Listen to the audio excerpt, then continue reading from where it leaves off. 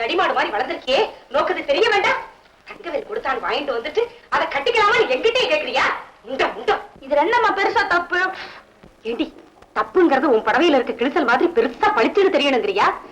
கடையில காசு கொடுத்து வாங்குறதுக்கும் கண்டவங்கிட்ட புடவையை வாங்குறதுக்கு வித்தியாசம் இல்ல. நானே கூட வாங்கிக்கிறேன். அப்ப காசு கூட கடைக்கு போறேங்கிறியா? அதுக்கு நான் எங்கடி போவேன்?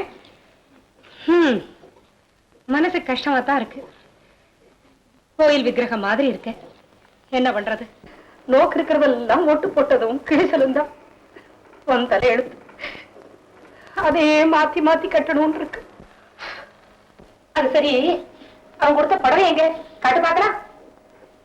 என்னது பாலும் படமா கல்யாண பரிசா? ஏதோ ஒண்ணு. ஏண்டி, தங்கவேலு புடவையை கொடுக்கறப்போ யாராவது பார்த்தாடா? அப்ப கட்டிக்க பரவாயில்ல. என்ன பண்றது? இல்லாதவா எல்லாத்தையுமா பார்க்க முடியறது? புடவையை கொடுத்தது பெரிய தப்பா சொல்ல வரல, வாங்கிட்டவன் மேலதான் தப்பு. இருந்தாலும் இதுவே வேற மாதிரியா திசை திரும்புறது ஆரம்பத்திலே தடுத்து நிறுத்துறது நல்லதில்லையா? அவனுக்காக நான் உங்ககிட்ட மன்னிப்பு கேட்கிறேன் சாமி. ஐயோ உடையார், நீங்க தப்பா நினைச்சு கூடாது. நான் ஏதோ உயர்ந்த ஜாதி அது இதுன்னு சொல்லிட்டு அதன் காரணமா நான் இங்க வரல. 4 வீட்டுக்கு போய் புரோகிதம் பாக்குறவேனா, அனுஷ்டானங்களையும் நியமனிஷ்டைகளையும் செஞ்சு வைக்கிறவன். உங்க ஆத்துல என்னங்கானோ ஒழுங்குன்னு அவ என்ன பார்த்து ஒரு வார்த்தை கேட்டுடப்படாது பாருங்கோ. சாமி, வண்டி சக்கரத்துக்கு தெரியாத மேடு பள்ளம், வண்டிக்காரன் தானே கவனிச்சு திருப்பணும். தங்கவேலுவை நான் கண்டிக்கிறேன். இன்னொரு வாட்டி இந்த மாதிரி நடக்காது. நீங்க போங்க சாமி, நீங்க போங்க.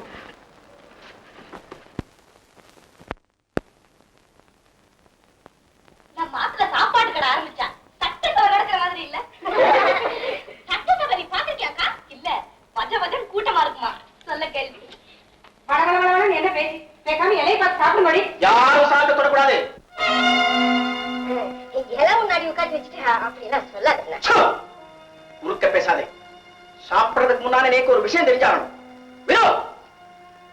சாதத்தை தொட்ட கையை வெட்டி விடுவேன். இது சாதாரண விஷயம் இல்ல.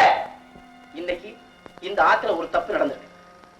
அந்த தப்புக்கு பெரிய வியாக்கியானமோ விளம்பரமோ இப்ப தேவையில்லை. அது என்ன தப்புன்னு நான் சொல்ல மாட்டேன். அது யார் செய்த தப்புன்னு அவளுக்கே தெரியும். அந்த தப்பு உடனே நிவர்த்தி ஆகணும். அது வரையிலும் யாரும் கையால சாத்து தொடக்கூடாது. தொலைச்சிடுவேன், தொலைச்சு. இந்த மாதிரி காரியங்களை செய்யறதை விட எடுக்கலாம். தாயே, சோறு போடுங்க தாயே. ராபிச்ச தாயே, அம்மா சோறுமா. அம்மா தாயே, ராபிச்ச தாயே, அம்மா சோறு போடுங்கம்மா. அம்மா தாயே. இலையில சாதத்தை போட்டுட்டு சாப்பிடாதேங்கிறது ரொம்ப அவமானமா இருக்கு.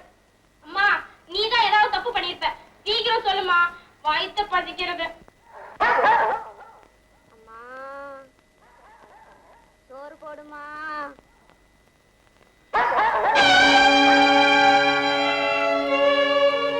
இதத்தானே தப்பு தப்புன்னு சொல்றேன். ஆமா, ராபிச்சம்மா. புடவையை கொண்டு போய் அந்த பிச்சைக்காரிட்ட போட்டு எல்லாரும் சாப்பிடலாம்.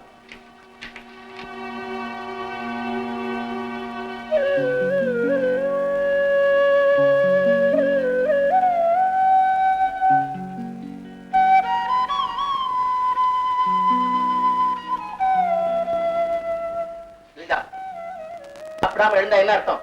ராபிச்சம்மா, ராபிச்ச. இதுவும் அவளுக்கு தான். புதுசா ஒரு புடவை கூட வாங்க முடியாம கஷ்டப்படுறத பார்த்தேன், வாங்கி கொடுத்தேன். அதுல என்ன தப்பு? என்ன கேட்டியாடா? என்ன கேட்டியாடா நீ?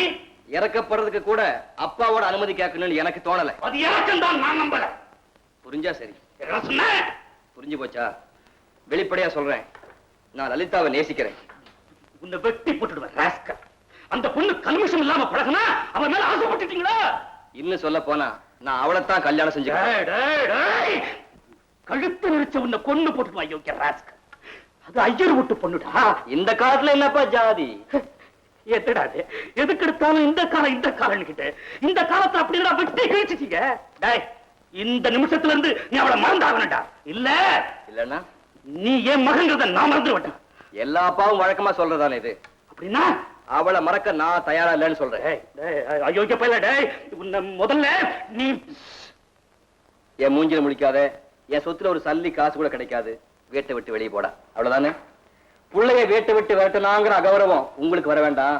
பையனே ஓடி போயிட்டாங்கிற கெட்ட பேர் எனக்கு வரட்டும். வரேன்.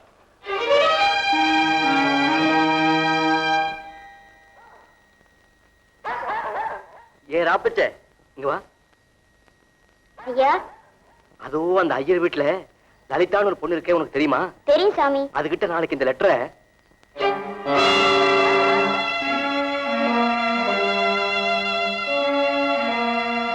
புதுசா இருக்க ஏதுன்னு பாக்குறீங்களா? அந்த புண்ணியவதி வீட்டுல கொடுத்ததுதாங்க.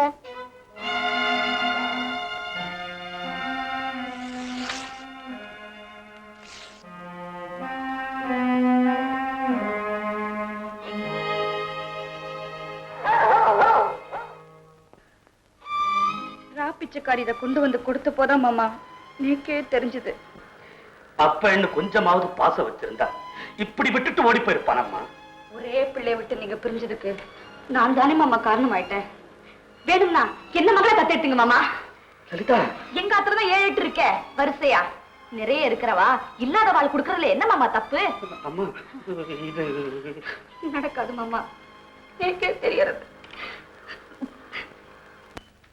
அம்மா, அம்மா, அத்தை, இங்க யாராவது இங்க வாங்களே. அத்தை, அத்தை. என்னம்மா விஜயா, என்ன? உள்ள கொஞ்சம் வாங்களே.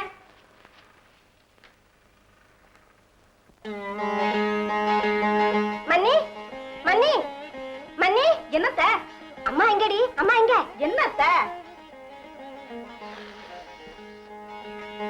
என்னக்கா கிரிஜா இன்னைக்கு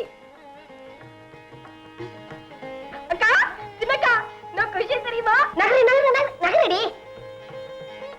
என்னக்கா? கிரிஜா, இவன் ஒருத்தன் இங்க இருக்கானா? கோலம் போட போறேன். அச்சச்சோ, நோக்கு புரியலையா? கிரிஜா, கோலம் போட போறேன். என்னத்த இந்த நேரத்துல கோலம்? நோக்கு ஒண்ணும் தெரியாதுடா, பேசாம இரு.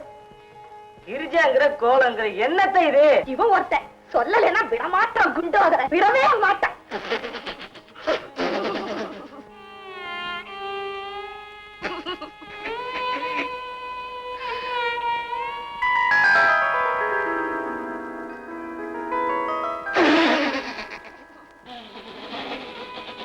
நோக்கு எதுக்கு எடுத்தாலும் சிரிப்பா? எதுக்கு சிரிக்கிற?